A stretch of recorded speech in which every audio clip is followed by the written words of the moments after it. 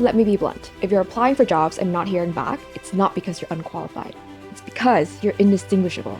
I got my first six-figure consulting job in New York City in my second year of college, then became one of the youngest people working in venture capital or startup investing in Australia. And after reading hundreds and thousands of applications and talking to tons of hirers, I'll tell you something people usually don't. The candidates who get hired are almost never the smartest one on paper.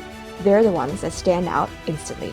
Hi, I'm Via. Usually I run Founders in Motion, where I interview early stage founders every other week, but I'm also equally as obsessed with helping young people get a leg up in their career. So every other Thursday, I break down the career playbook that I wish someone had given me. So hit subscribe so you don't miss out.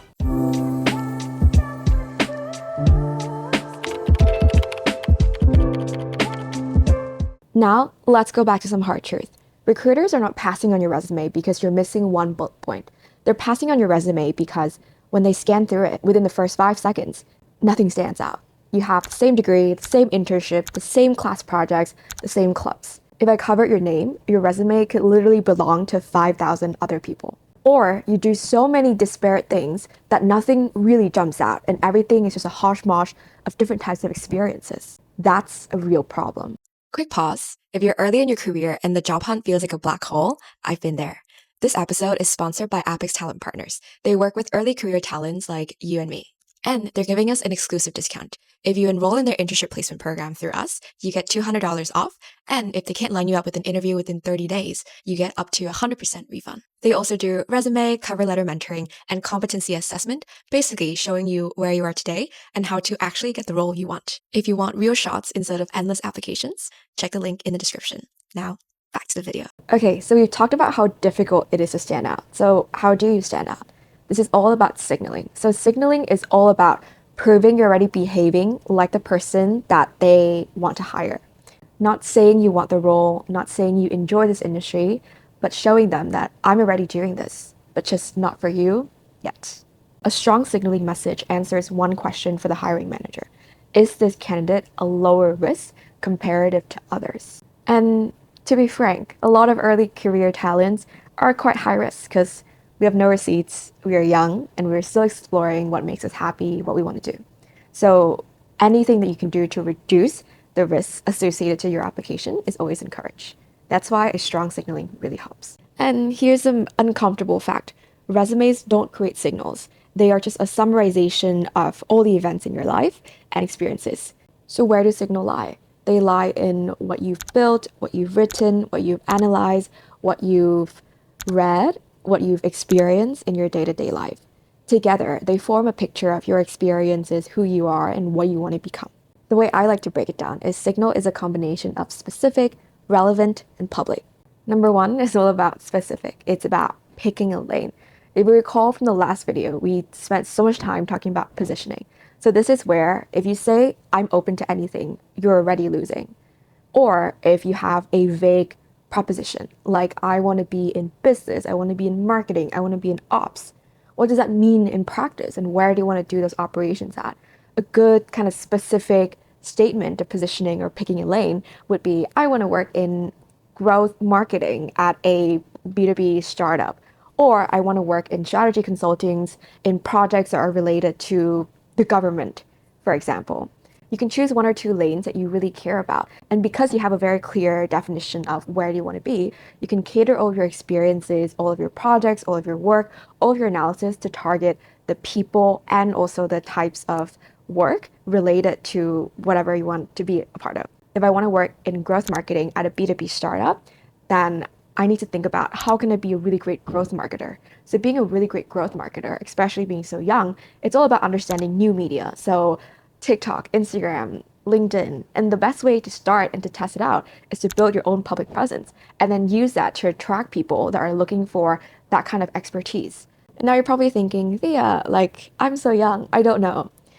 Well, you don't have to be young to not know. It is a common fact of life to figure things out as you go. You don't need to marry a lane, you just need to pick a few specific ones to start to build your experience within that. And what you find is when you start to build experiences and understanding in those, you'll figure out for yourself too if you are interested in that. But you really need to give it a test so it doesn't live as just an illusion in your brain. Okay, number 2 is all about relevant.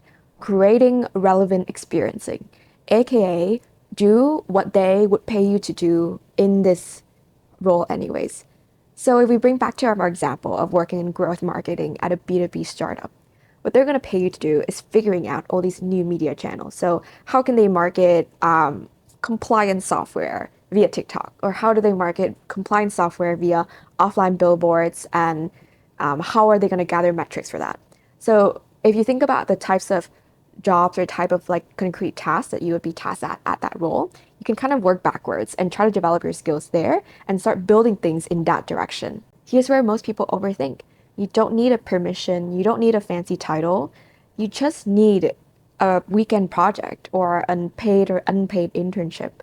Here are some examples of things you could be doing. So if you want to work in a product role, try vibe coding a new app and then launching it in the App Store and see what the feedback is. If you want strategy, see if any of your local coffee shop wants help in terms of boosting sales or reducing margins and help them really do an analysis of that. If you want marketing, start building an audience on TikTok, Instagram, and all the other different platforms. And if you fail these projects, oh well, to the next one. No one is grading you. All they want to see is that you've had some experience, some thinking, some interest in the space prior to talking to them. And that's a really strong, relevant signal for the role that you're applying to. Number 3 is public, making it impossible to ignore you. This is where people chicken out. If your work exists in a Google Doc that no one sees, then does it even exist? And this can take the form of so many things. Write a LinkedIn post about whatever analysis, whatever product teardown that you did. Or this could even be just a GitHub link that you're contributing to different open source projects. Or this could mean a portfolio website, a portfolio link that you can share alongside your application. But it's all about showcasing all the things, all the incredible things that you did in number 1 and number 2 in a format for people to see, wow, this person is actually incredible. Quiet talent gets overlooked. Loud talent, those are the people who get hired. Okay, so I promised that we were going to change it up in one weekend. Here's a challenge. Number 1, pick one role. Literally any of the propositions that I mentioned earlier, or craft your own. Make it specific, make it targeted. Secondly, do one relevant project. This could mean analysis, product teardown, any type of project associated to it. 3, publish one piece of project. And this could mean on your website, this could mean contributing to some GitHub so it shows on your kind of GitHub portfolio, or publish something on LinkedIn. That's literally it. And why this works is when you're sending a resume, it's a flat representation of who you are. But if you're sending it attached to proof, or your proof has already been seen by people even before you send your resume, that adds another layer, another understanding of who you are as a person. And it also just showcases your abilities way better than any lines of summarization can. You're no longer asking, please hire me. You're telling them that I'm already doing these roles, just not for you yet. And that really flips the power dynamic. And that's rare for someone to bring in confidence, experience, and exposure even before getting the job. If you don't stand out, it's not because you lack potential. It's because you're playing a recruiting game that is so outdated. In the next episode, I'm going to break down distribution, all about getting your signal in front of the right people at the right time. If you learned anything from this episode, please hit the like button and hit the subscribe so you don't miss out on the framework to get you your next dream role in 2026. Okay, I'll see you next time. Bye!